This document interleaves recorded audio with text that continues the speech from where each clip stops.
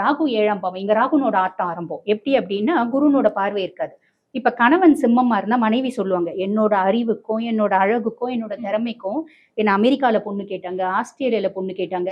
அங்கலாம் கல்யாணம் பண்ணிக்காம என் கிறக்கும் நான் உன்ன கல்யாணம் பண்ணிக்கிறேன் அப்படிம்பாங்க. இதே ரேஞ்சில கணவனும் பேசுவார்.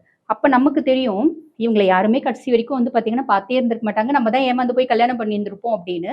கணவரும் இதே மாரி பேசுவார். நான் போனா என் பின்னாடி 100 பிள்ளைங்க வரும் அப்படிம்பாரு. அந்த அளவுக்கு நான் அழகா இருப்பேன். அந்த அளவுக்கு நான் ஆளுமையான பெர்சன். வேற வழி இல்ல.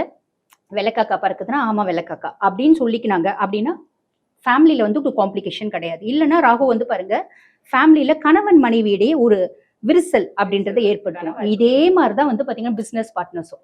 என்னோட திறமைக்கு என்ன டாடா குரூப்ல வந்து இன்வெஸ்ட் பண்ண கூப்பிட்டாங்க. நான் உன்கிட்ட வந்து இன்வெஸ்ட் பண்ணிட்டேன் அப்படின்ற மாரி பேசுவாங்க. இதுவும் கடந்து போகும் அப்படின்னா முடிஞ்சுச்சுமா. அதுக்கு அடுத்து நம்ம வந்து பாருங்க, குருவ பத்தி சொல்லணும் அப்படின்னா, குரு 12ஆம் பாவம். விரயஸ்தானத்துல குரு. சுப விரயம். சிம்மம் ஏதோ ஒரு விதத்துல சுப விரயம் அப்படின்றதுக்கும். நெறைய சிம்மம் வந்து பாருங்க, வீடு வாங்குவாங்க, கார் வாங்குவாங்க. ஏதோ ஒரு சுப செலவு அப்படின்னு செய்வாங்க. சிம்ம ராசி லேடியா இருக்காங்கன்னா, கடைசி ஷாப்பிங் போவாங்க. 4 பட்டு புடவையாவது வாங்கிட்டு வருவாங்க அப்படின்னு சொல்லலாம்.